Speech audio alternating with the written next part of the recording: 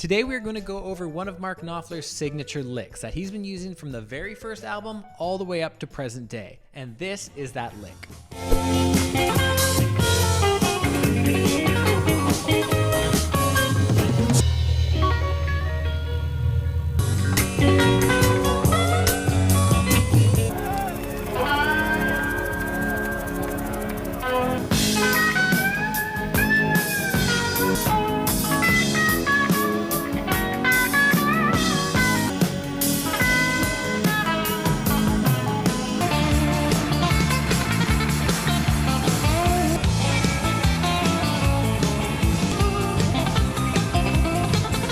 It's that three-finger banjo roll flurry of notes that he usually uses at the beginning of a phrase to introduce us to the next phrase. It kind of serves the same purpose as Stevie Ray Vaughan and John Mayer's rake technique. But because Mark uses his fingers to play, he doesn't use a pick, he has a lot more control over it. He plucks each note individually, so he can choose how much note separation and what level of mute he wants the audience to hear at any given moment. Let's have a look at that a little closer. All right, let's start with the right hand technique. So we'll just mute the left hand and we'll be playing with our thumb, index finger, and middle finger. So let's pick three adjacent strings, any three strings. So we'll pick D, G, and B and assign each finger to one of those strings. So the thumb will be on the D, index on the G, and middle finger on the B string. And just start with the thumb, have your fingers resting on the strings, and individually pluck. Just like that. And slowly start building up some speed.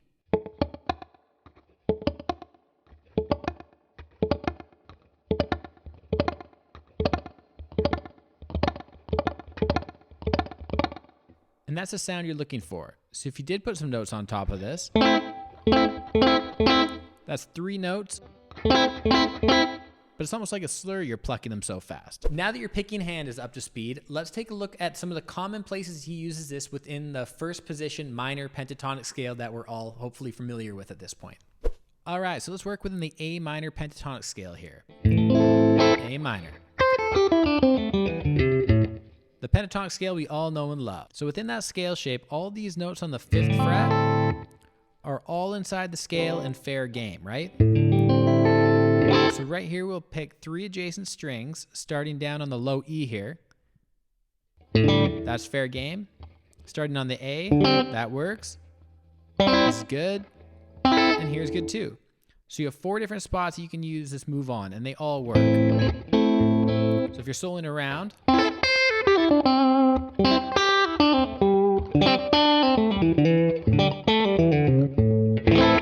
those all work just fine. Now let's add four more. You can add your ring finger or pinky to the lowest note in the triad. Grab the note you're going to hit with your thumb within that scale shape, right? The second note of the scale.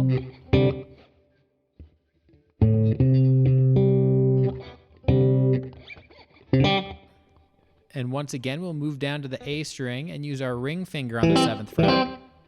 And moving that shape down a string, and moving that shape down once more. And those all work as well, so.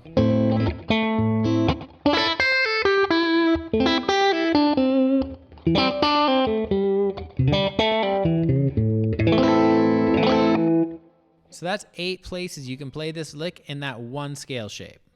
Now, there are enough banjo rolls in that first position pentatonic scale to last you for years. And if all you're looking for is a quick and easy Knopfler fix, a lick to add to the bag, you have all you need. You can end the lesson right here and you'll be good. But if you want to go a little bit deeper and see how Mark utilizes this technique in a more advanced way, stick around for this next section because it is for you.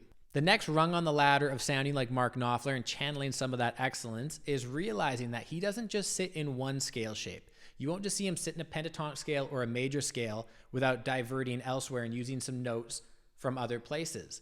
And those other places are coming from chords. He uses chord shapes to solo. So what we want to do is take a couple familiar chord shapes like the E major shape, the A major shape, and the D major shape, which are all movable. You can move those all over the neck to make different chords and break those down into triads that we can use for our banjo roll. This is a great way of breaking out of that pentatonic box and actually playing and soloing with the chord changes. Let's check out a couple of the main spots within these three major food groups, the E, A, and D-shaped chords, where you can break them down and play this banjo roll. Within the E-shaped major bar chords, we have these three main triads that we can use. The first triad comes if you just lift the bar up and your remaining three fingers here are on your triad. So 7th fret A string, 7th fret D string, and 6th fret G string. Next is this. You might know this as the Hendrix way of playing a bar chord. It's 7th fret on the D string, 6th fret on the G string, and 5th fret on the B string. That works too.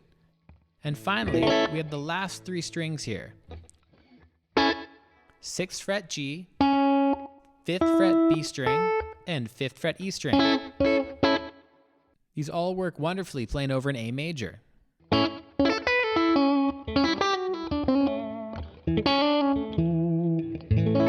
And there's another three main triads within the A major shape. In our A shape bar chords, this is a movable shape, right? So here's the A shape, but we'll be moving it up to the D. This is an A shaped D major here. We also have three triads. First, we have 5th fret A string, 7th fret D string, and 7th fret G string. Next, we have 7th fret D, 7th fret G string, and 7th fret B string. And finally, we have the 7th fret G string, 7th fret B string, and 5th fret E string. So that comes from, if you bar like this, it's those top three notes. And all these work great out of the A-shaped major chords.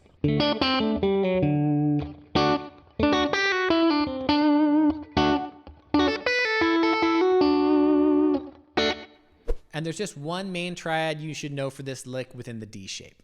And lastly, we have our D shape, which is a movable shape. So if you want to play an A major in that shape, you would slide it up here to the 9th fret. And that's a triad right there. It's such a small shape, you could bring the low root down to there, but you'd have to stretch it out and no one really plays it like that. So you can just play these top three strings. And here you are, that's your triad. Now let's put on a backing track and I'll show you how this can be utilized in a practical sense. We'll use the Dire Straits song 6 Blade Knives to demonstrate this, and it is just a simple 3-chord song. It's A minor, C major, and D major, and then it repeats over and over again. So the song is in the key of A minor, and I'll think of home bass as the A minor pentatonic scale. But every time we get around to that D major at the very end of the progression, I'm going to think a little bit ahead and try to outline that D major by playing a D major triad in one of those spots that we just learned, utilizing the banjo roll. Let's check out how that can sound.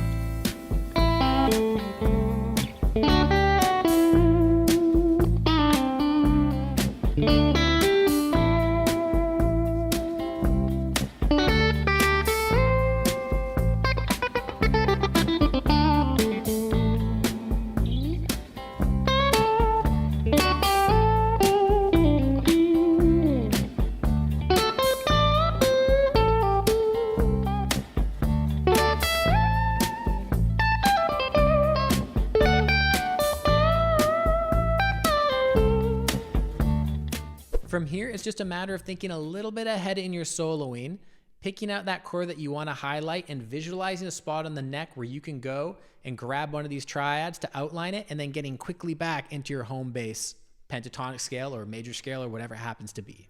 All right, thank you so much for sticking around to the end of the video. That is all the time I got for you this week. I really do hope you learned something new. This is a powerful concept, and you can apply this to every chord change within a solo, but I find that using it sparingly, pick one chord you want to outline, is the key to really bending an audience's ear without going too jazzy. So thanks once again for sticking around to the end of the video, and I'll see you next time. Until then.